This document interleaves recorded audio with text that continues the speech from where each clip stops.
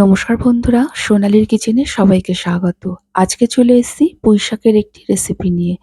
এর জন্য এখানে আমি 500 গ্রাম পুঁইশাক নিয়েছি। পুঁইশাকটাকে আমরা ভালো করে কেটে নিয়েছি। শাকগুলোকে একটু বড় বড় করেই কেটেছি। আর এখানে বেশ কিছু সবজি নিয়েছি। 150 গ্রাম কুমড়ো, দুটো আলুকে ডুমো করে কেটে নিয়েছি। একটা ছোট সাইজের বেগুনকেও ডুমো করে কেটে নিয়েছি। আর শাকের যে ডাঁটাগুলোকে আছে সেগুলোকেও আমরা এইভাবে কেটে নিয়েছি। সমস্ত সবজি আর শাক ভালো করে ধুয়ে নিয়েছি।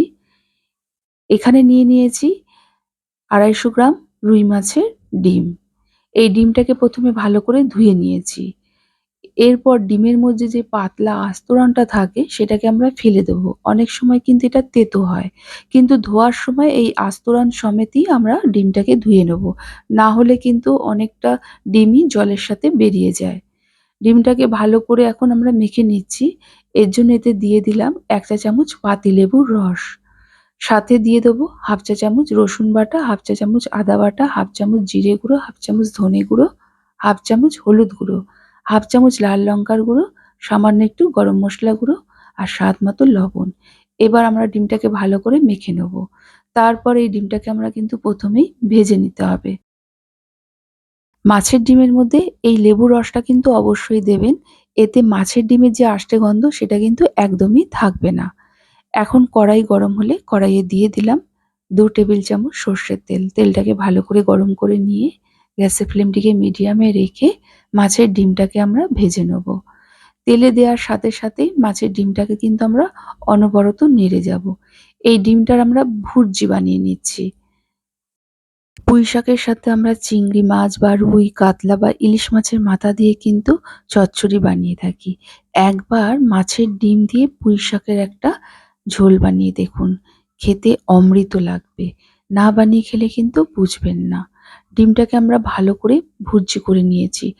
এই ডিম ভাজার মধ্যে আরেকটু তেলের প্রয়োজন আছে, তাই দিয়ে দিলাম আরো 1.5 টেবিল চামচ সর্ষের তেল। এবার এটাকে আরো কিছুক্ষণ একটু আমরা ভেজে নিয়ে এগুলোকে একটি পাত্রে আমরা তুলে নেব। এরপর কড়াইয়ে দিয়ে দিলাম আরো 3 টেবিল চামচ সর্ষের তেল। তেলটা ভালো করে গরম হয়ে গেছে। এখন 1/2 চা চামচ 5 ফোড়ন, 2টো শুকনো লঙ্কা আর 2টো তেজপাতা ফোড়ন দিলাম। ফোড়ন থেকে একটা সুন্দর গন্ধ বেরিয়েছে।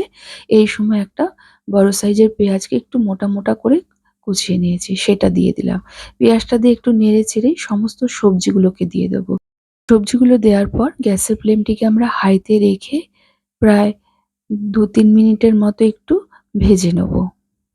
বন্ধুরা, আমার রেসিপি যদি ভালো লেগে থাকে প্লিজ আমার চ্যানেলটিকে সাবস্ক্রাইব করে পাশে থাকা বেল আইকনটি অবশ্যই প্রেস করবেন।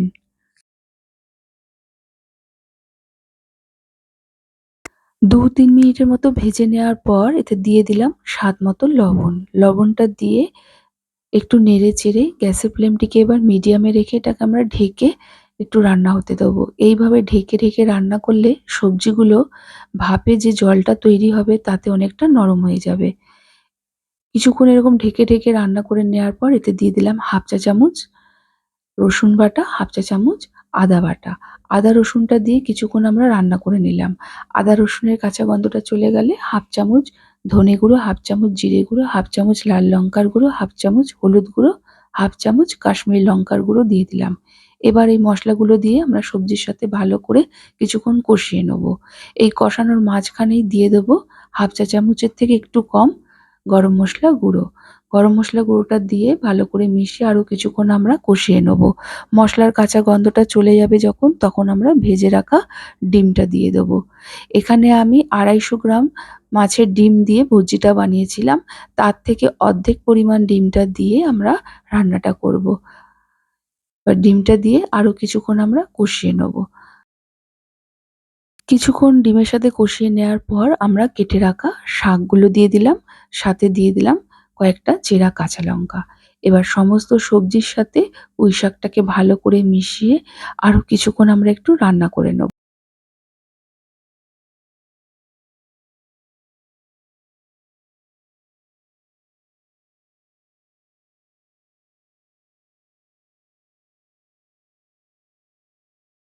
সবজির মধ্যে শাকটা দিয়ে আরো 2-3 মিনিটের মতো আমরা রান্না করে নিয়েছি।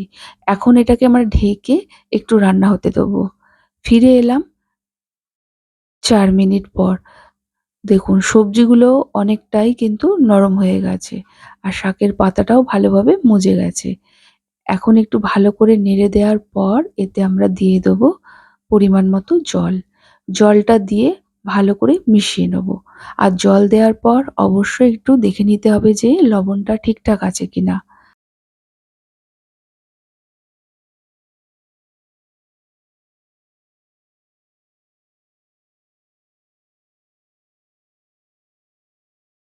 জলটা দিয়ে ভালো করে মিশিয়ে নিলাম। এখন আমার একটু এখানে লবণের প্রয়োজন আছে। তাই সামান্য একটু লবণ দিয়ে দেবো। লবণটা দিয়ে ভালো করে মিশিয়ে নিয়ে গ্যাসের ফ্লেমটিকে মিডিয়ামে রেখে এটাকে আমরা ঢেকে আরো কিছুক্ষণ একটু রান্না করে নেব। এখানে আমি কিন্তু ১ গ্লাস জল দিয়েছি। জলের পরিমাণটা একটু বেশি দিতে হবে, কারণ ডিমগুলো কিন্তু জলটা অনেকটাই টেনে নেবে। এখন কিছুক্ষণ পর আমি ঢাকাটা খুললাম। দেখুন রান্নাটা আমাদের হয়ে গেছে। এইরকম ঝোলাটাই আমরা রাখবো। সমস্ত সবজি, কুমড়ো ভালোভাবে সেদ্ধ হয়ে গেছে। এখন এতে দিয়ে দেবো ১ চা চামচ চিনি। চিনিটা কিন্তু অবশ্যই দেবেন। চিনিটা দিয়ে ভালো করে মিশিয়ে নেবো। তারপর গ্যাসের ফ্লেমটিকে অফ করে এটাকে কিছুক্ষণ ঢেকে রেখে দেবো। তারপরে এটাকে আমরা সার্ভ করে নেব। মাছের ডিম দিয়ে পুঁইশাকের এইরকম ঝোল থাকলে দেখবেন সমস্ত ভাত এই এক পাত দিয়েই খাওয়া হয়ে যাবে।